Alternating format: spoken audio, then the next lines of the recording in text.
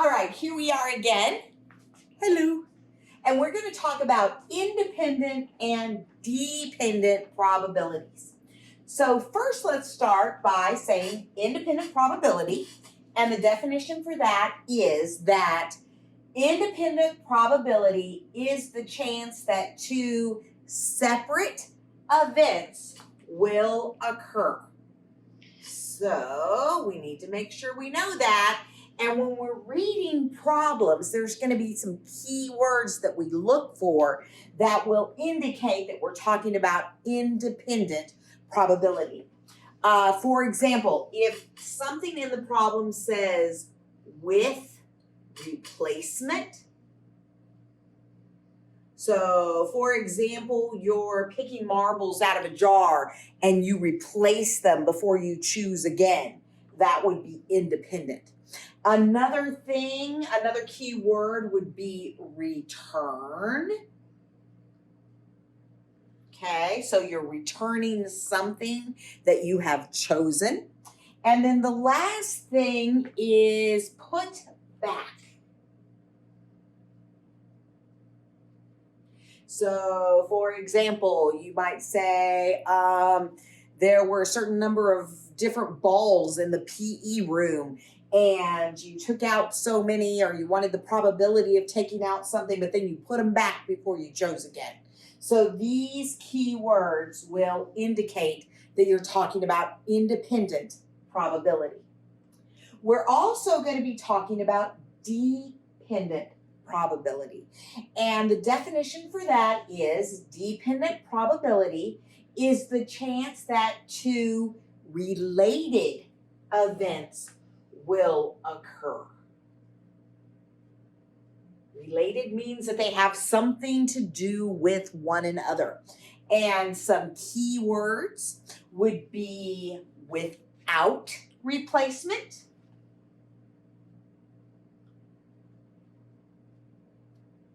that means if you take a marble out of a jar and you do not put it back, then you choose another marble.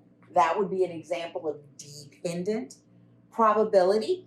Another thing would be if you did not return something that you chose. Okay, not returned. Before it was, if we returned it now for dependent probability, we do not return it. And then another one that you're going to see a lot is this word, eaten. That's my favorite one. Yes, it's my favorite too. So for example, if you have Skittles in a jar and you eat 2 red Skittles, that's going to be, an example of dependent probability if you reach in there again, because those Skittles are gone. Once you've eaten them, you don't want them back. Take that from us. All right, so now we've got some examples to try. Are you ready, Miss Benson? I'm ready. Here we go. So we have actually already done both of these probabilities. So if you watched the video right before this, and maybe you skipped that one, I don't know. But if you saw us in the last one, when we had the question about the cotton candy and the popcorn, that was an example of independent probability. Because whatever happened in the first event didn't affect the second one at all. Whatever happens with your cotton candy does not affect your popcorn. But then if you saw the question where we popped 2 balloons in a row, that was an example of dependent probability. So we didn't think you needed the vocabulary at the very beginning. You didn't need to know what they were called to be able to solve those problems. But now we can learn what they're called. So we've got a couple of problems, and I'm going to help you with one, and then I want you to try one, because you've actually already started solving these before. Okay, so this one says, Skittles the clown is famous for his juggling act and his colorful bow ties. Can't you tell? He has 3 blue bow ties, 2 red bow ties, 1 orange bow tie, and 2 pink bow ties. Oh my goodness. What is the probability that he will randomly choose a pink bow tie to wear, put it back, and then randomly choose a blue bow tie to wear? Okay, so this time I've got 3 pieces to answer, but it's going to help me figure out what kind of problem I'm solving. So the first one says, underline any key words. So you can go back and look at your paper, or we can think. And if I put something back, that's a key word. All right, that tells me what kind of probability I'm dealing with. So then part B says, is this an example of independent or dependent probability? Well, if I put something back, that's an example of independent probability. I'm not even going to write it. I'm just going to circle it. And then the last thing is that I actually have to solve the problem.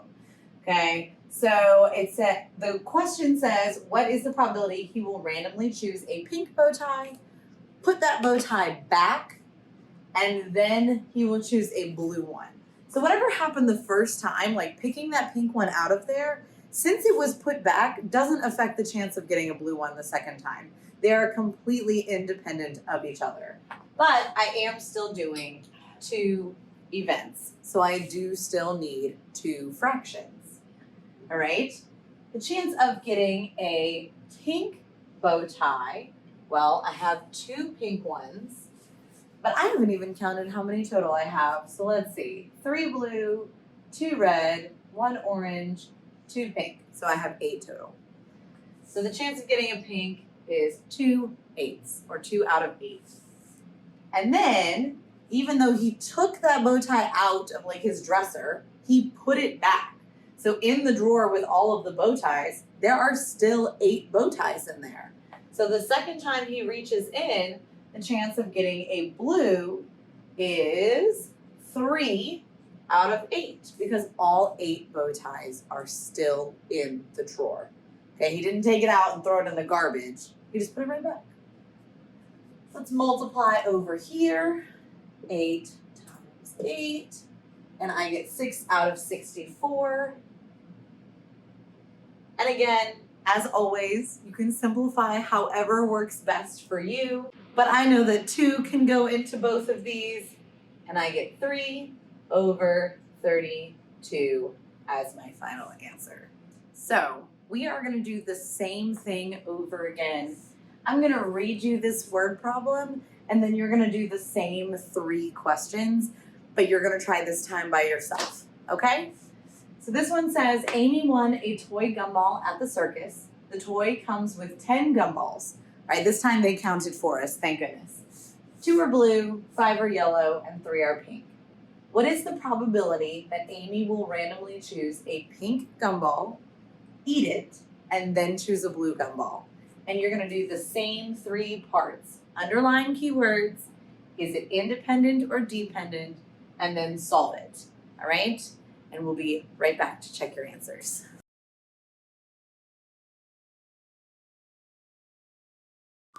Okay, guys, I got my answer. Let's see what you got and let's compare. So for underlining any keywords, I just underlined eat, because Amy is going to eat the gumball. Now it's going to be gone. She doesn't have 10 anymore. She only has 9, which means that it is an example of dependent probability. Just go back and check your notes. Check those keywords. And then down here, I solved it. So the probability of choosing a pink gumball was 3 out of 10. But then once that pink gumball is gone, it has been eaten. That means there are not 10 gumballs anymore. Now there are only 9. And 2 of them are blue. So when you multiply, you get 6 over 90, and if you simplify that, you can get all the way down to 1 out of 15, or 1/15. And that's it for independent and dependent probability. All we're really doing here is just learning a couple of vocabulary words. The next time we see you, we'll just be working with these same things even more. Okay, so we won't teach you anything new. We'll just take it a little bit farther. All right, bye-bye.